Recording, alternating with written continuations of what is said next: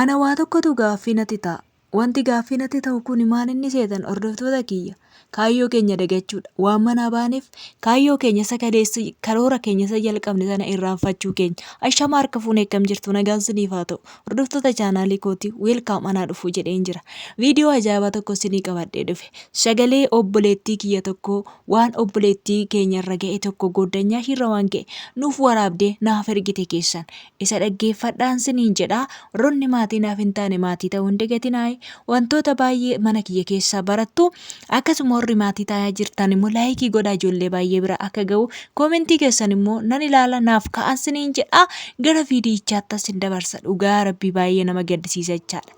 Booleen kun ijoollee nu harkatti fixaa jira. Maaliif gara viidiyoo ishiitti sin dabarseen jira. Amma dhumaatti dhaggeeffadhaa barumsa gaarii siniif ta'a. Beektaa obboleettiin takka Beerutiidha jechuudha. Beerut turtee naannoo waggaa 6 hojjette.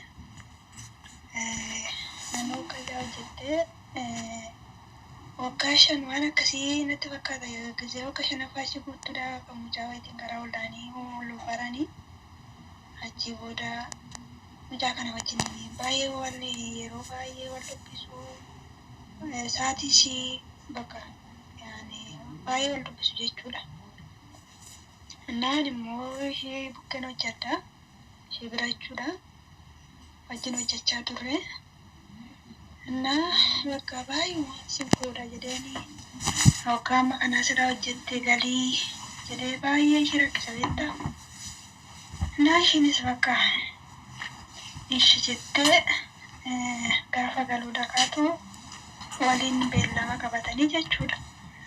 Beellama qabatanii maatii irraa baate dhiistee maatii ishee gaggeessan dhiistee booletti isaan na eegi jetteen. Innis isatu sin eega jedhanii isheenis na eegi jettee ture jetteef jechuudha.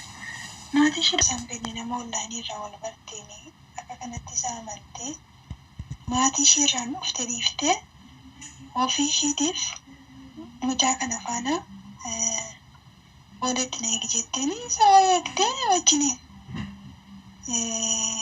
jiraatanii jechuudha. Diyaani kun mudannoo isa sirriidha. Seenaa isa sirriidha. Isa sobaa miti jechuudha. Waan ani gurra kootiin dhaga'eedha.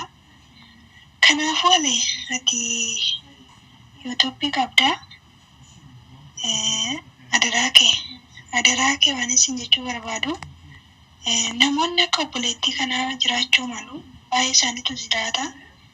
Namni gaafa barsiises, namni gaafa itti dubbates, isaatti itti dubbatu sana isin amananii namni amma isarra ga'ee wanticha argee dhamdhamutti wanticha harkaan qabatutti isin amanu gaafa isarra ga'e kan deebi'ee ba'u beektaa. Kanaaf iyyuu adeeti immoo yuutuubii qabda waan ta'eef iyyuu adaraa kee waan akkanaa kanarratti hojjedhu. Namni dhaga'ee irraa wanta kanarraa of eege namni tokko lamayyuu irraa oole fuula waaqayyoon irratti gaariidha. Atis waan gaarii hojjette. Kanaafuu dhaloonni baay'een akka kanattidha kan isaanii sammuu isaaniillee dhabaa jiranii, maatii isaanii biratti illee jibbamanii, ofii isaaniillee ceebbaa hafanii. Maaliif mana kiyya jedhaniitu hojii kana dhiisaniitu galuu jechuudha. Akka gaaraan godhaddaa manan godhadda jedhanii galuu asii gaafa galan immoo akka kana ta'u. Ani mi'aalee koo kan si dhibu ana jechuun kan na dhibu kan natti dhaga'amu maal dhabeetta nama onlaayinii irraa bartee akka kamitti dirrib jettee wajjin hin galta. Ana baay'ee gaafii guddaadha kun naaf. Akkamitti wajjin galta?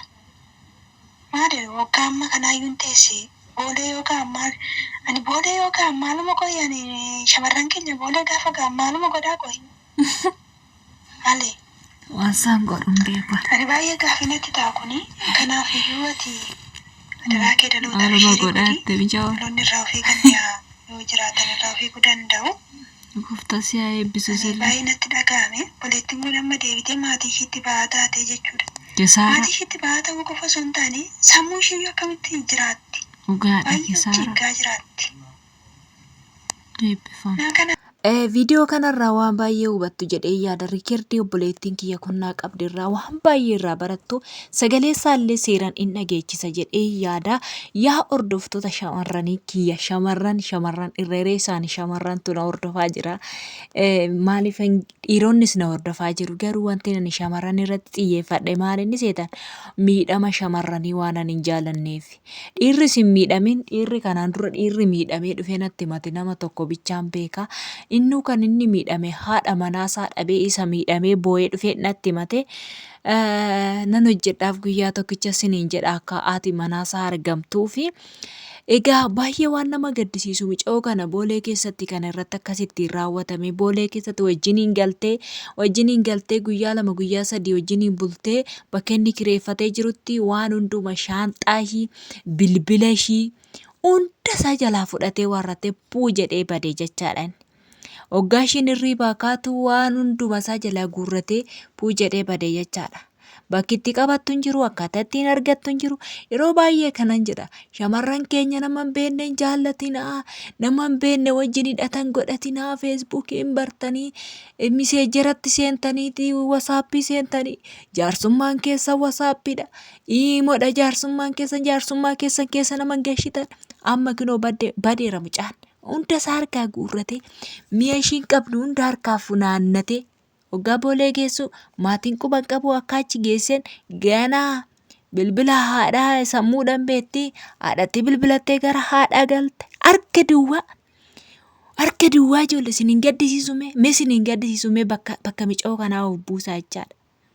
Dhugaa rabbi itti faradinaa waaqa rabbi baga nyaatamteen jedhina waa isinirra ga'uun beektanii jechaadha.